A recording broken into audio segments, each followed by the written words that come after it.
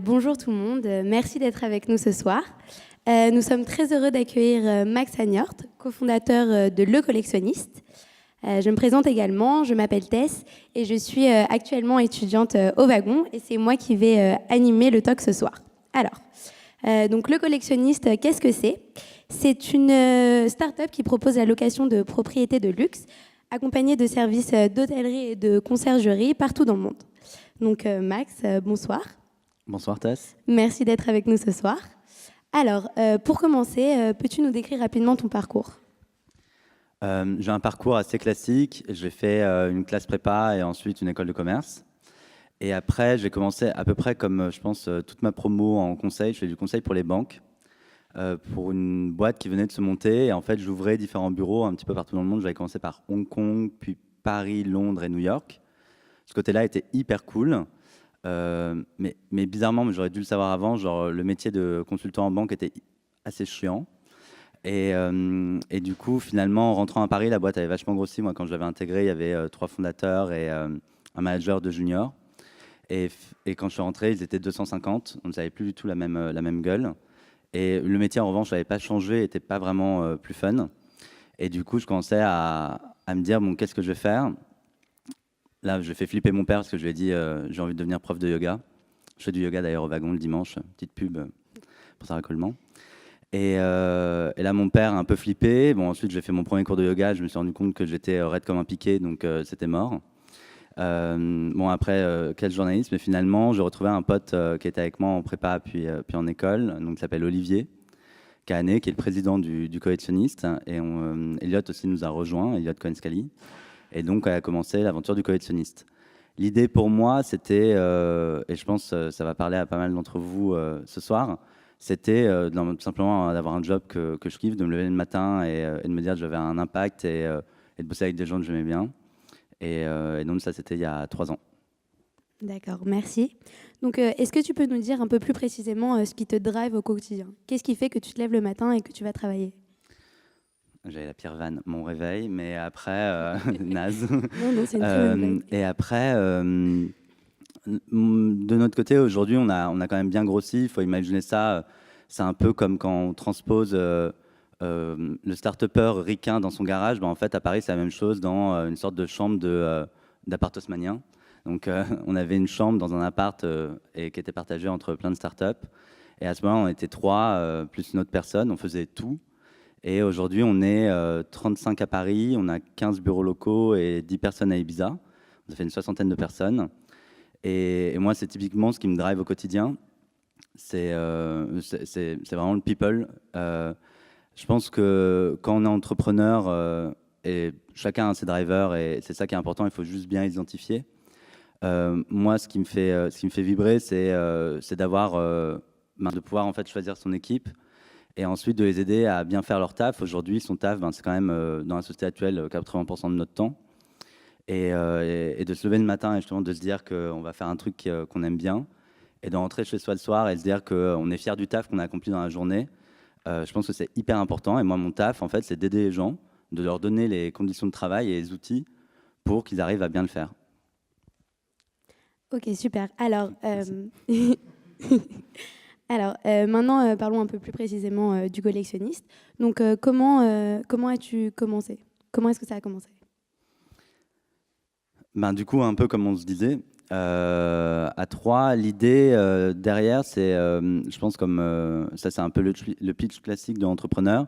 C'est né d'un pain. Et la personne qui a subi ce pain, c'était donc Olivier, mon associé, qui cherchait un appart assez cool à Barcelone. Et finalement, il avait checké sur une plateforme que plein de gens connaissent. Et du coup, il était parti à Barcelone. Et en arrivant, en fait, l'appart était loin d'être nickel. Le chaud ne fonctionnait pas, la clim non plus. Et finalement, il s'est dit, mais en fait, j'ai eu aucun autre réflexe que checker cette plateforme. Alors que finalement, quand on cherche un bien qui est un peu haut de gamme, il n'y a aucune autre proposition. Et l'idée du collectionniste est née de là. Donc, le collectionniste est souvent décrit comme l'Airbnb des riches. Es-tu d'accord avec ce constat ? Non. Mais encore.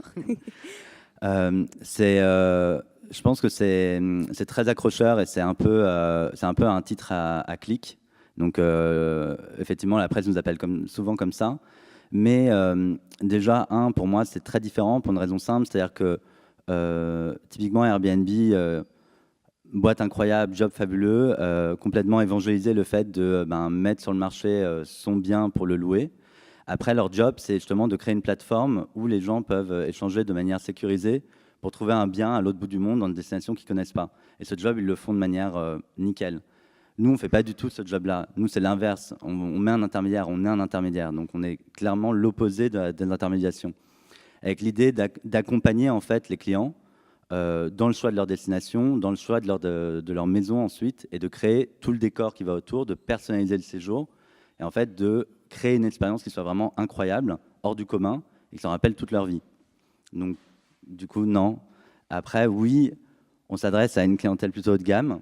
On a un panier moyen de 26 000 € pour 10 jours. Donc, je pense que ça, c'est une autre différenciation. D'accord. Alors, la croissance du collectionniste a été très rapide. Est-ce que tu peux nous donner les dates, les événements clés? Les grandes dates, du coup, en 2014, l'activité a réellement débuté. À ce moment-là, on avait juste un bureau qui était à Saint-Tropez, et ensuite une autre destination qui était Deauville. On avait quelques biens. Premier été, on s'était fixé un objectif en disant on tente. Dans tous les cas, aucun de nous n'avait fait de l'hôtellerie, de l'immobilier avant, donc c'était un nouveau métier aussi à apprendre. On avait des milliards de questions. On avait bien évidemment, tout le monde dit de faire une étude de marché avant, mais on n'avait pas fait ça. Donc on s'était dit, on va bien voir s'il y a des clients qui sont chauds pour louer ce type de maison, louer ce type de bien, ce panier moyen.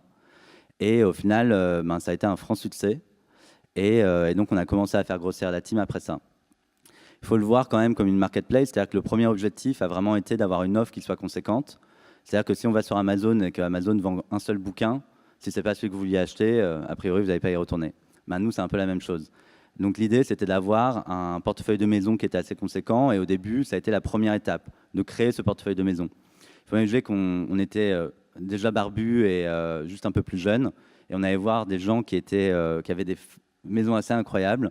On disait, ouais, on va s'occuper de votre maison et tout. On n'a pas eu que des oui francs et massifs au départ. Et donc ça a été le premier challenge. Le second, je pense, ça a été notre première levée de fonds. C'est toujours une étape importante. Ça ne doit jamais être une fin en soi. Ça doit toujours servir des intérêts plus nobles, mais non, surtout l'activité et la boîte. Et donc, en décembre 2015, on a levé 2 millions d'euros, ce qui nous a permis je pense, de passer d'un mode un peu survie, qui était de trouver des maisons, louer des maisons, proposer des services, à justement commencer à réfléchir à notre culture, nos valeurs, notre ADN, qu'est-ce qu'on veut offrir aux clients, beaucoup plus discuter avec nos clients. Typiquement, on a créé le poste de Chief Customer Officer, que chez nous, on appelle l'avocat du client, qui doit en permanence justement récupérer le feedback, l'analyser, changer les process en interne pour que l'expérience du client soit toujours meilleure. Et depuis la création de ce poste, on a vu que ça a déjà changé complètement la culture de la boîte. Et ça, c'était assez incroyable parce que ça se fait très vite. Et en plus, le NPS, qui est tout simplement l'indicateur qui mesure la satisfaction du client, a complètement explosé. Donc, c'était aussi de pouvoir mettre en place ce type de projet beaucoup plus fondateur. Tout simplement, c'est de l'investissement et dont on voit les fruits maintenant. Ça nous a permis une deuxième chose, c'est de trouver notre modèle. C'est marrant parce qu'au final, ce modèle, on l'avait un peu sous les yeux dès le départ, puisqu'on a une personne qui est associée à Saint-Tropez, qui avait apporté le premier portefeuille de maison. Et ensuite, on a testé plein de trucs différents. Et je pense que c'est aussi un peu le jeu de se dire que on teste, on se plante, on teste un autre truc. Et typiquement, il y a un moment, on a vraiment essayé de devenir le Airbnb des riches et ça ne fonctionnait pas. C'est-à-dire qu'on voulait vraiment créer une désintermédiation entre le client et le propriétaire, en se disant que le propriétaire était la personne la plus à même de présenter son bien, les alentours et de chauffer un peu le client sur sa maison.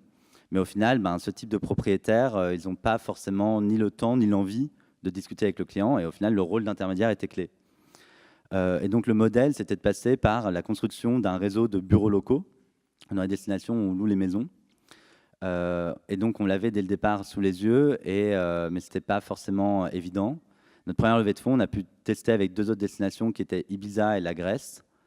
Et sur ces 2 destinations, on a fait x5 en termes de chiffre d'affaires. Là, on avait trouvé notre modèle.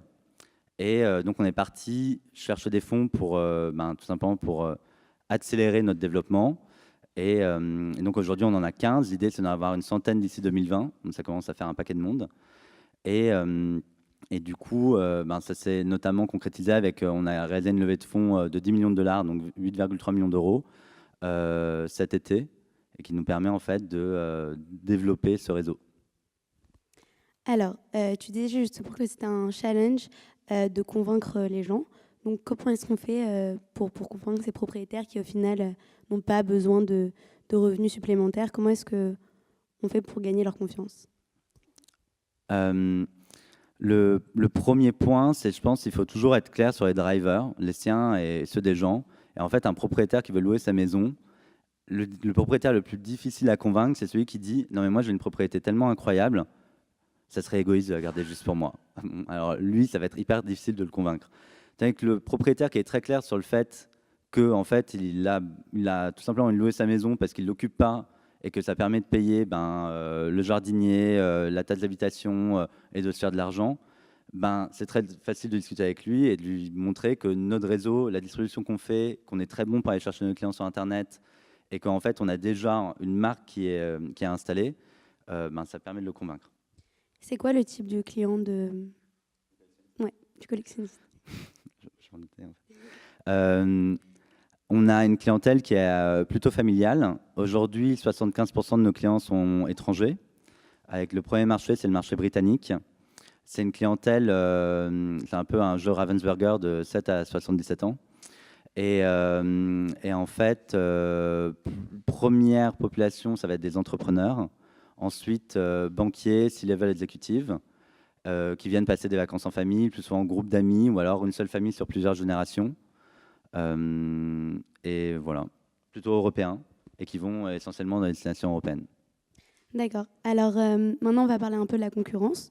Donc face à des géants comme Airbnb, Accor, comment est-ce qu'on fait pour résister? Qu'est-ce qui vous différencie? Ce qui nous différencie, c'est déjà on est encore un peu moins gros.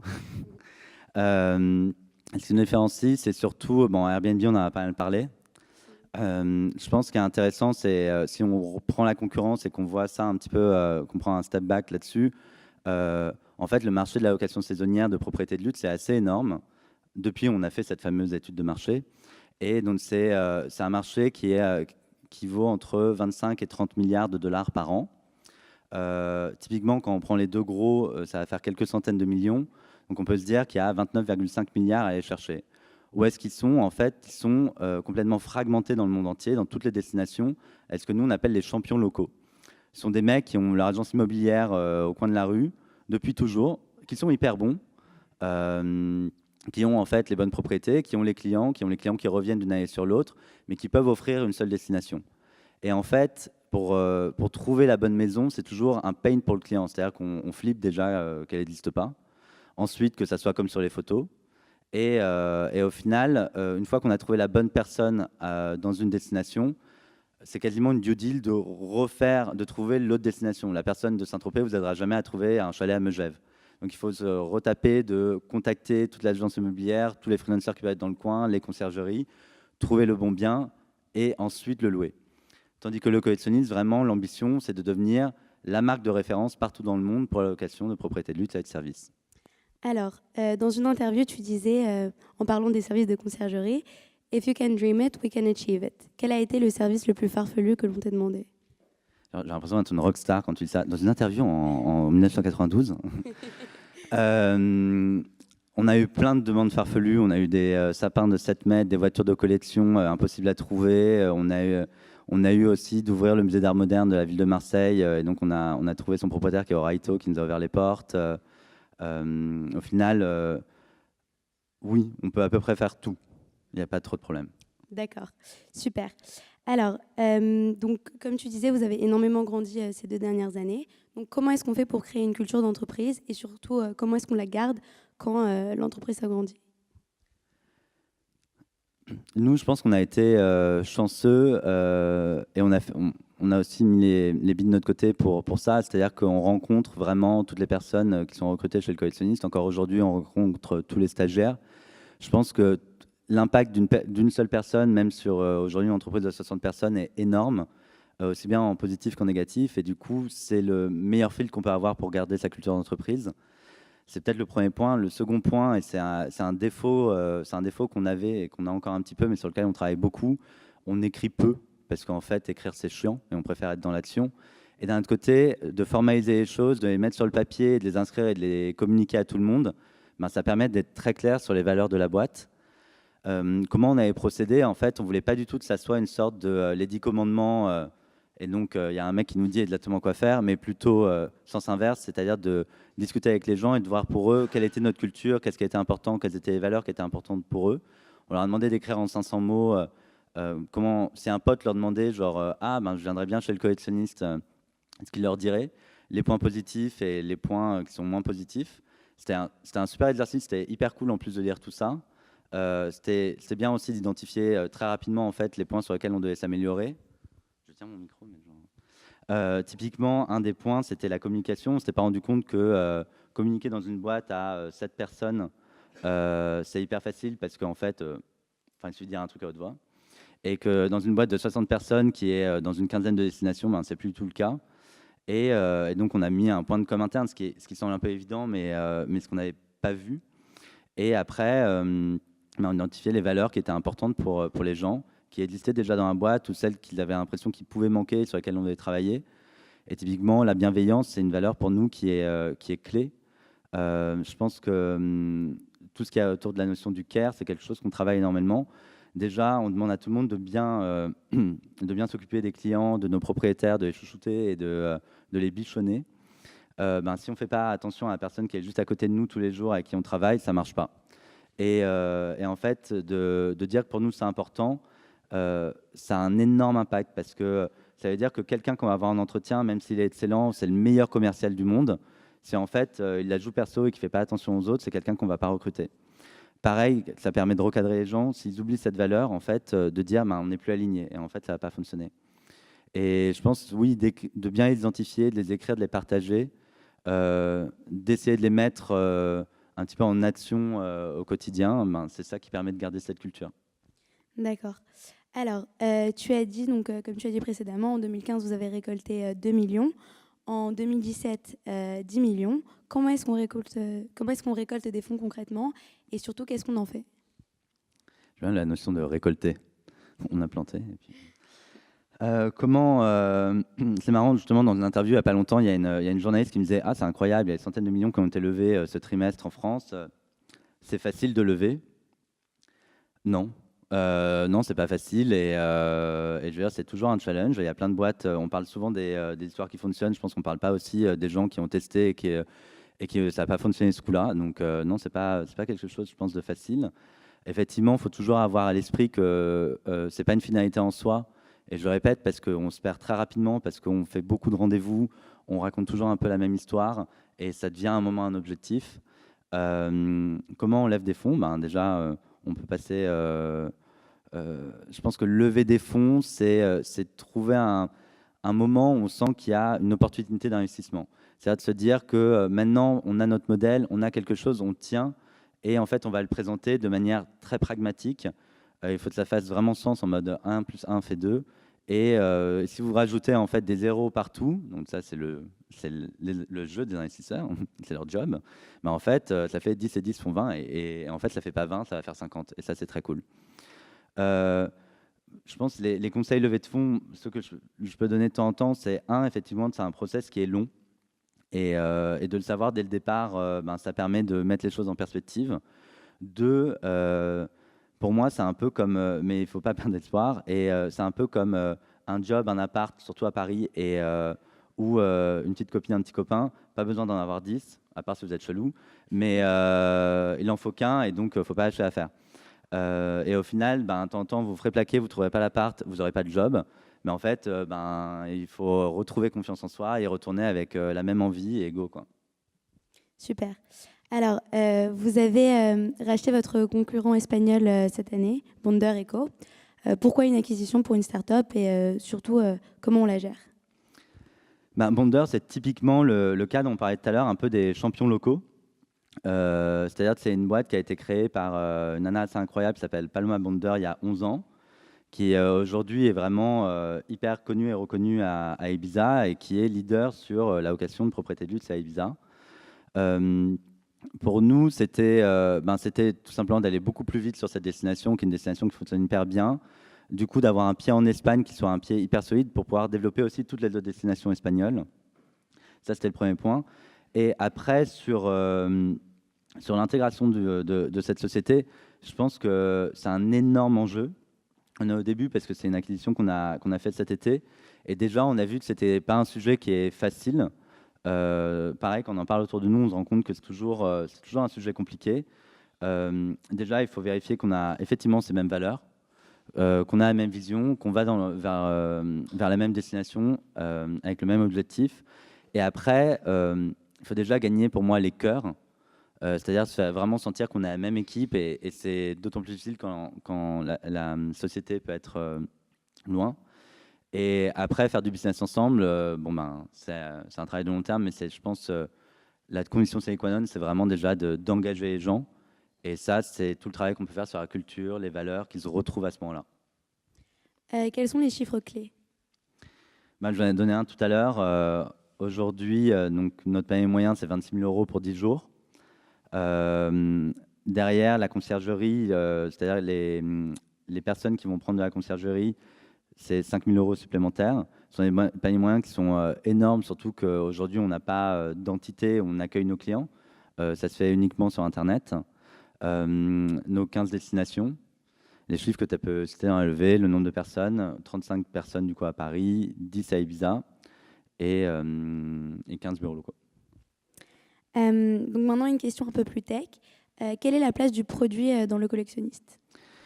Ça, je pense que, en gros, c'est la grosse différence par rapport à tous ces agents locaux dont on parlait, qui est un peu le Jean-Michel Immobilier depuis 50 ans du coin de la rue, qui n'est pas forcément le mec hyper tech. Il a un site internet plutôt type Minitel. Et ça, c'est la grosse différenciation. Pour nous, aujourd'hui, l'enjeu côté produit, c'est on a beaucoup d'informations sur nos propriétés. On fonctionne sur un système de tags. On a à peu près 500 tags par propriété. On a 8 types de piscines. Même moi, j'ai pas mal halluciné. Et après, on récolte énormément d'informations sur nos clients. Ce sont des gens qui sont souvent très importants, qui ont beaucoup de boulot, etc. Et au final, en plus, on les a à un moment qui est très intime, qui sont leurs vacances, ils sont avec leur famille. On va connaître qu'est-ce qu'ils aiment faire, qu'est-ce qu'ils aiment manger, quel âge ont leurs enfants, c'est quand l'anniversaire.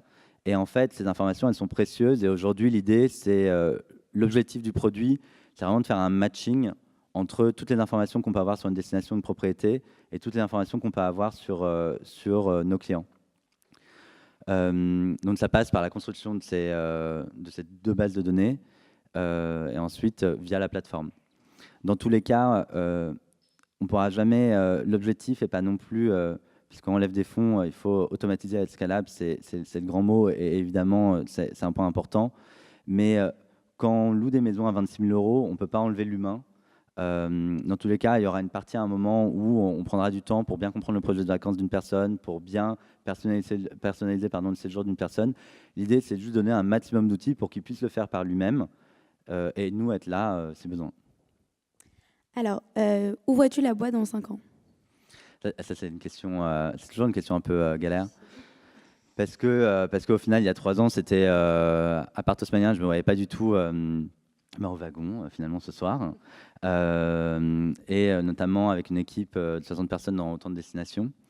Dans 5 ans, il y a plusieurs étapes. Je pense que la première étape, c'est vraiment de consolider cette place aujourd'hui de leader qu'on peut avoir en Europe en ouvrant beaucoup plus de destinations. Et du coup, aussi, pour mieux jouer ce rôle d'accompagner nos clients dans à chaque vacances, quelle que soit la destination. La prochaine étape, c'est aussi d'aller aux États-Unis. Les États-Unis, pour nous, c'est un marché important parce qu'il a une double casquette. Il a une casquette, en fait, on peut y trouver nos clients. On a déjà quelques clients américains, mais on peut clairement travailler plus ce pipe. Et aussi une destination en soi, on peut envoyer des clients avec destinations de vacances type Aspen, Hamptons ou les villes qu'on est en train d'ouvrir. Donc je pense que d'ici 5 ans, ça fait déjà pas mal de plans là. D'accord. Et c'est quoi les talents que vous recherchez maintenant? Aujourd'hui, dans tous les cas, on a toujours la partie tech, c'est un de nos investissements les plus importants. Donc, ce sont des personnes qu'on va rechercher à différents niveaux de seniorité. Dans tous les cas, il y a une partie, je pense, Ops, qui est comment bien accompagner les personnes sur le terrain. Effectivement, la distance, c'est toujours difficile d'animer un réseau en fait, qui est dans plein d'endroits différents. Donc, ce côté en fait, de bien comprendre les problèmes qu'ils peuvent avoir, qui est différent d'une destination à une autre, trouver des solutions et ensuite processer tout ça et faire en sorte que ça soit cohérent partout dans le monde. C'est-à-dire que finalement, le client, lui, quelle que soit la destination, quelle que soit la propriété, ait une sorte d'expérience de collectionniste qui soit homogène et cohérente. Toute cette partie-là, on a encore un peu de taf. D'accord. Alors, c'est la fin de mes questions. Donc, maintenant, on va passer aux questions du public. Donc, quelqu'un a une question ? Merci. Merci beaucoup pour ton témoignage. Je me demandais, en fait, tes clients, comment tu les démarches? C'est pas des clients tout à fait comme les autres. En général, les gens qui ont beaucoup d'argent, ils travaillent beaucoup. C'est pas forcément aussi des gens qui vont beaucoup sur Internet, qui utilisent beaucoup les outils digitaux. Donc, quels sont les outils que tu utilises? Est-ce que, par exemple, tu vises aussi leurs enfants qui vont parler du service à leurs parents? Enfin, comment tout ça fonctionne? En vrai, on utilise beaucoup des outils assez classiques d'acquisition sur le net, type AdWords, etc. Parce que même si ces gens n'ont pas beaucoup de temps, c'est peut-être d'autres personnes qui vont faire la recherche pour eux. Mais la secrétaire de ce mec hyper important, elle ne saura pas du tout comment faire. Elle va faire la même chose que tout le monde. Elle va ouvrir Google et taper location Lutz Megève. Et donc finalement, ça reste aujourd'hui notre principal canal d'acquisition. Le second canal, en fait, il est très difficile à mesurer. Et on n'a pas parlé de la marque encore. La marque Le Collectionniste, pour nous, ça sera... déjà, on ne décide pas qu'on ait une marque, c'est vraiment nos clients qui le décrètent. Et donc, il y a deux aspects. Le premier aspect, c'est à quel point on parle du collectionniste. Donc, on a pas mal d'articles de presse, etc. Donc, on se débrouille bien là-dessus. Mais pour nous, la marque, c'est vraiment l'expérience client. Et en fait, on pourrait mettre des billboards à Cannes, à la sortie des marches ou à Roland-Garros. Ça n'aura jamais autant d'impact qu'en fait, le pote de ce mec-là dont tu parlais, patron du 440 ou autre, qui va en fait à un dîner avec ses amis, parce qu'il a des amis finalement aussi. Et le mec qui dit, je galère, je cherche une maison là pour mes vacances. Et moi, en fait, je suis passé par le collectionniste l'année dernière, c'était top. Et donc, finalement, c'est aussi pour ça qu'on investit énormément sur l'expérience client, qu'on a créé ce rôle de Chief Customer Officer, parce qu'on se dit que notre meilleur ambassadeur, ça reste notre client. Mais ça, c'est beaucoup plus difficile de voir, en fait, de mesurer cet impact-là. Je ne sais pas si c'est clair. Si, merci. Une autre question ? Tout à l'heure, tu parlais d'un panier moyen de 26 000 € et 10 jours. 10 jours, c'est assez long. Est-ce que du coup, vous n'êtes pas affecté par une certaine saisonnalité des locations? Tout se concentre entre l'hiver et l'été. Comment vous faites pour le reste de l'année? Ouais, bien sûr. En gros, les logs se déroulent pendant les vacances d'été et après pendant les vacances d'hiver, Noël, Nouvel An, les vacances de février. Comme ça, il n'y a pas de débat. Celui qui te vend le contraire, il ment. En revanche, les gens sont tous très différents et vont booker leurs vacances à plein de moments différents. Et en fait, on loue vraiment des maisons genre d'une année sur l'autre dans certaines destinations et on loue à des gens qui partent en vacances le lendemain. Et donc finalement, pour nous, c'est le fait générateur du chiffre d'affaires, c'est vraiment la signature du contrat. Donc cette saisonnalité, elle est quand même adoucie, affinée par le fait que toute l'année, on signe des contrats, même si effectivement les gens viennent en vacances tous au même moment. Le côté 10 jours, c'est vraiment parce que l'été, les gens partent plutôt 2 semaines et l'hiver plutôt une semaine. D'accord. Oui.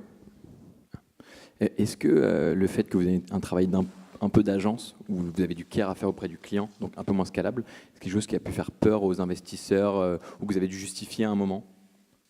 Ouais. Dans tous les cas, un investisseur il préférera toujours de dire qu'une machine peut le faire plutôt qu'un humain. Donc ça, je pense qu'il n'y a pas vraiment de débat. Après, et typiquement, on le voit dans le choix des investisseurs qu'on a pu faire. Et à chaque fois, ça a été, il y en a que ça a effectivement refroidi, Mais ceux qui nous ont suivis, c'était justement ce sentiment que quand on travaille dans le luxe, ça ne se fait pas de la même manière. Et en fait, on va traiter le client de manière différente. Le fonds avec qui on a levé cet été, donc c'est Red River West, c'est un fonds qui est adossé à Artemis. Artemis étant la holding patrimoniale de François-Henri Pinault.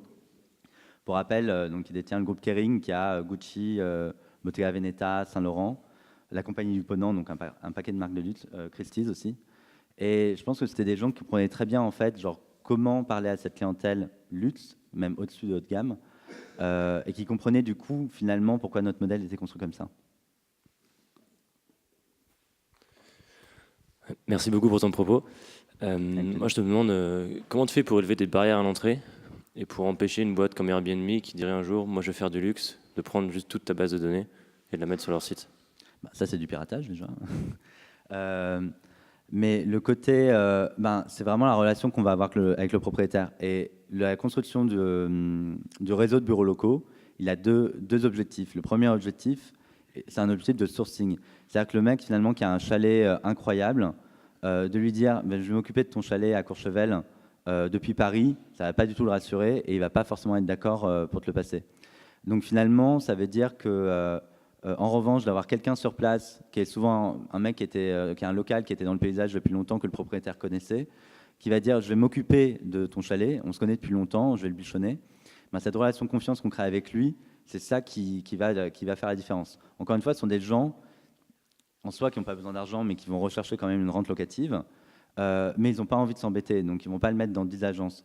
À partir du moment où ça fonctionne bien avec toi, ils ne vont pas forcément chercher à maximiser le profit, ils veulent juste une sorte de rente locative stable d'une année sur l'autre. Je pense que c'est la première barrière à l'entrée. Donc la construction de ce réseau de bureaux locaux, il est clé pour nous. D'où l'idée aussi d'en avoir une centaine d'ici 2020. Et je pense après, toujours, désolé, j'ai l'impression de... C'est la même rengaine, mais l'expérience client, c'est-à-dire des gens qui viennent avec nous, on apprend à les connaître, on connaît leurs enfants, on sait ce qu'ils aiment bien faire. Au final, pour eux, d'une année sur l'autre, ça s'est bien passé, ils reviennent chez nous. Et je pense que ce sont les deux meilleures barrières à l'entrée. Donc au final, la meilleure barrière à l'entrée, c'est de bien faire notre taf.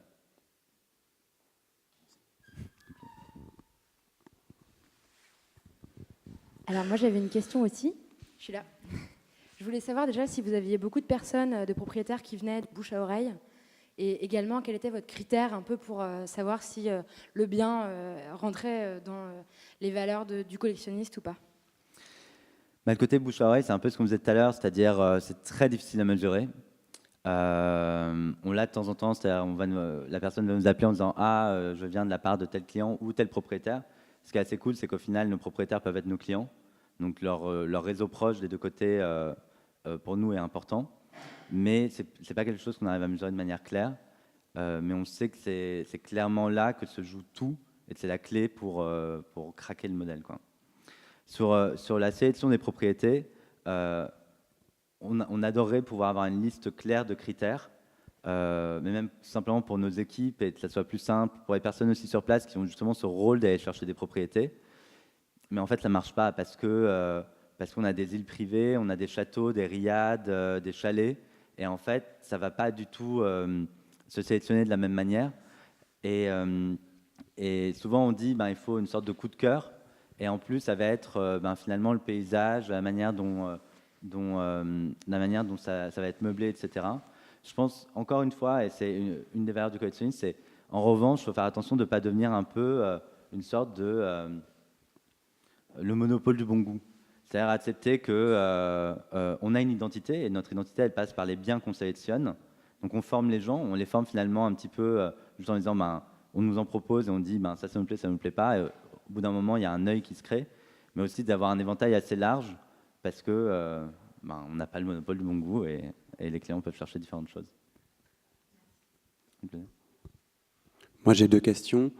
Je suis là, devant toi. Ah, pardon. La première, c'est que je veux partir à l'île Maurice avec le collectionniste au mois de mars. Est-ce que tu m'offres un pourcentage? Ouais, bien sûr. Cool. Et la deuxième, c'est que j'ai regardé les destinations du coup pour là-bas et j'ai trouvé qu'une maison.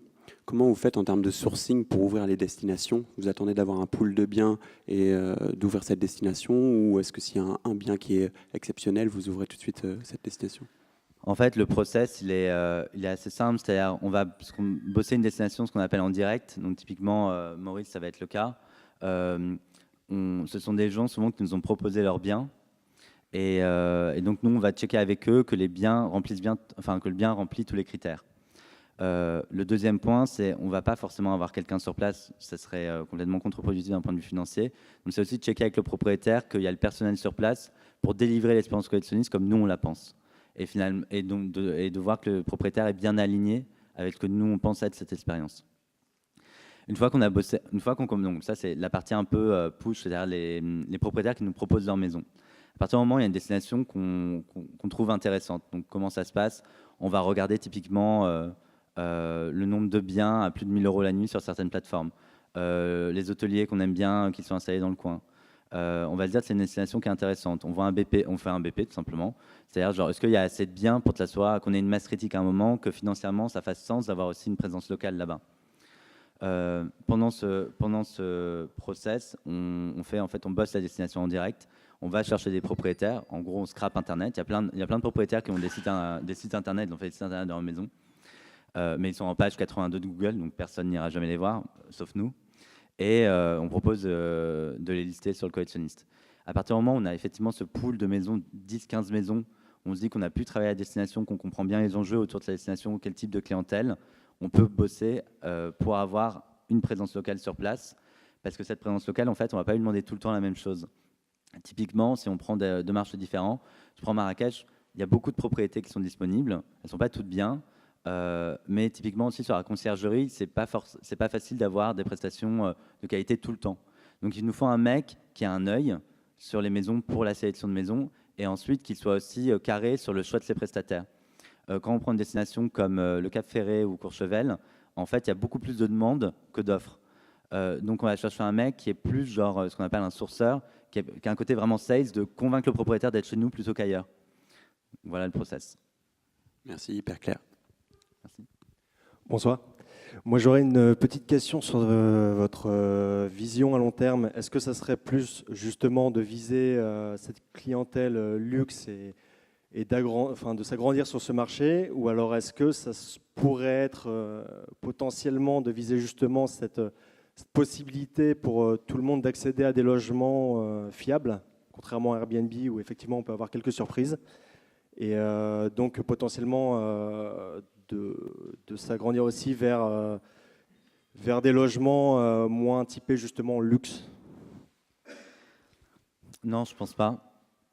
Pour une raison simple, c'est que pour moi, il ne faut pas courir plusieurs lièvres à la fois.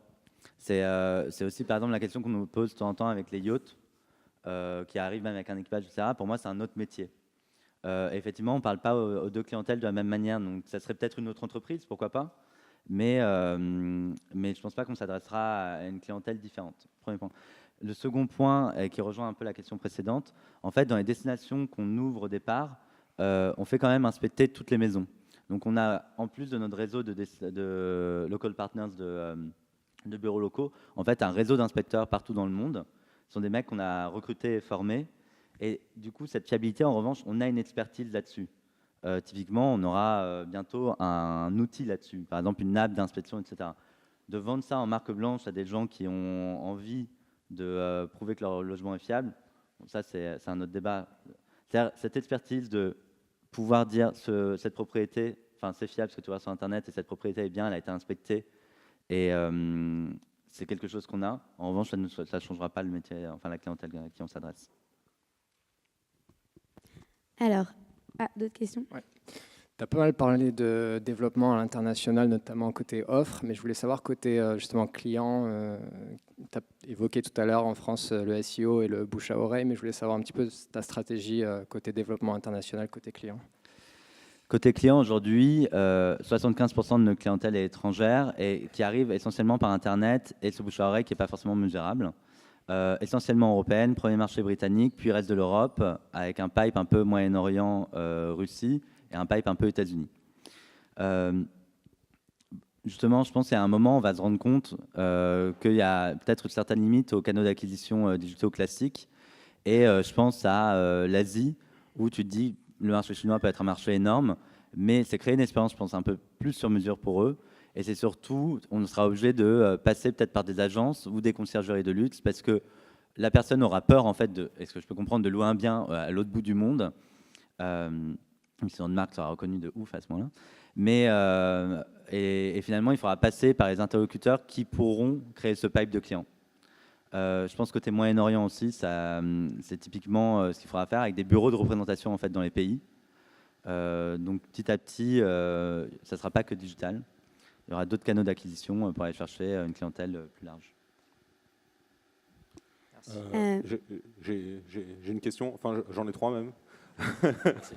Je voulais savoir, tu parlais du bouche à oreille du côté des clients qui était difficilement mesurable, mais est-ce que c'est un phénomène qui peut aussi exister du côté des loueurs, des gens qui viennent spontanément vous voir pour louer leurs biens? Une autre question plus anecdotique, est-ce que ça vous est déjà arrivé de vous sentir impressionné par le nom d'un loueur en vous disant « Oula, là, on passe un cap » et est-ce que c'est aussi déjà arrivé qu'une location se passe mal? Du coup, loueur, tu dis client ou propriétaire? Pardon, au client, ouais. Ouais, le locataire. Ouais, le locataire, une personnalité très prestigieuse. Du coup, le nom du locataire qui est impressionnant, ça nous est déjà arrivé.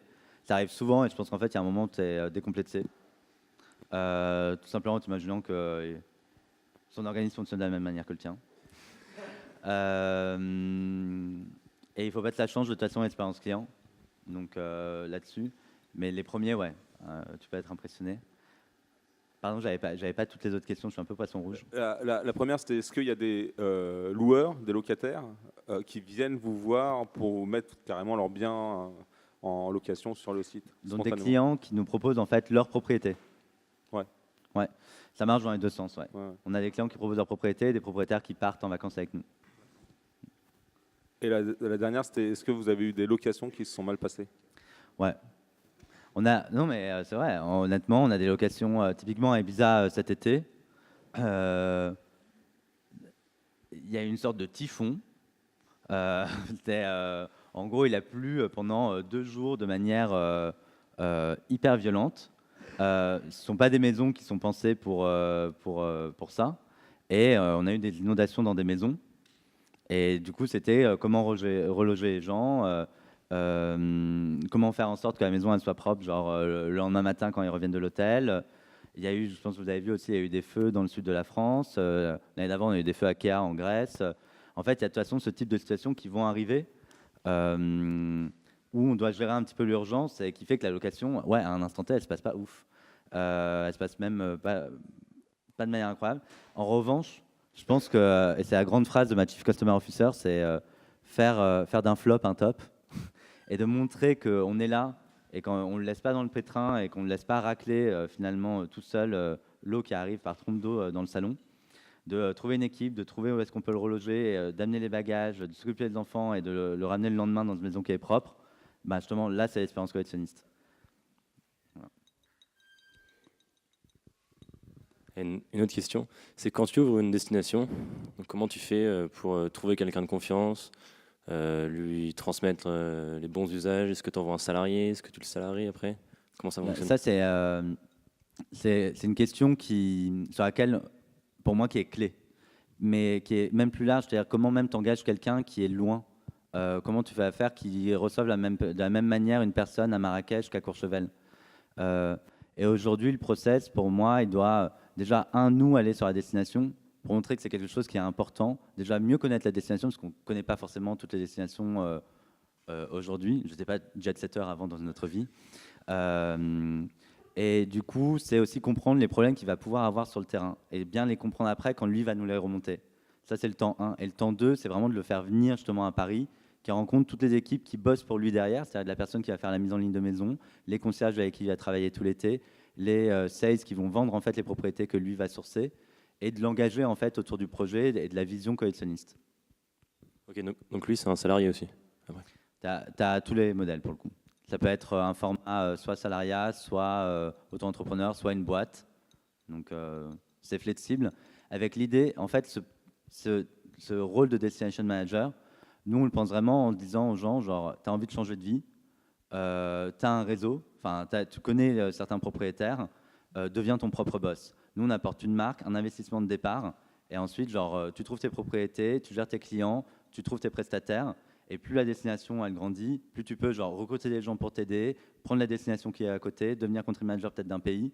Et il y a vraiment ce côté un peu, genre, deviens entrepreneur. Et je trouve que c'est un job qui est hyper cool. Enfin, moi, je l'aurais pris perso, mais il y a quelques années. Et c'est comme ça qu'on le présente. Donc, du coup, tous les formats sont un peu différents. Parce que ça va dépendre aussi de ce qui est important pour la personne. Comment on peut l'accompagner? Si le salariat est quelque chose d'important, c'est quelque chose qu'on peut discuter. S'il a un côté vraiment entrepreneur, qu'il a déjà une boîte, c'est quelque chose finalement qui se fait assez simplement. Okay. Et donc, pour mesurer sa performance, tu vas faire par exemple OCA qui fait, ou alors l'expérience client, si les clients sont hyper satisfaits, comment tu fais? Tout ça. En gros, ça va être par étapes, parce qu'au final, lui n'a pas forcément la visibilité sur comment faire pour que ça fonctionne. Donc, on va lui donner différentes étapes. Étape 1, ça va être de dire il faut sourcer tant de maisons qui passent le filtre collectionniste. Du coup, à ce moment-là, il va se faire un œil, il va comprendre comment on parle au propriétaire, comment on présente la marque. Le deuxième point, ça va être effectivement le chiffre d'affaires qu'il peut réaliser sur la destination. Et le dernier point, ça va être ce NPS sur cette destination, qui peut avoir un impact aussi. Merci pour vos questions. Nous sommes à la fin du talk. Merci beaucoup Max pour ton temps. Merci Tess. Et je vous invite à continuer la discussion autour d'une bière. Merci. Merci beaucoup.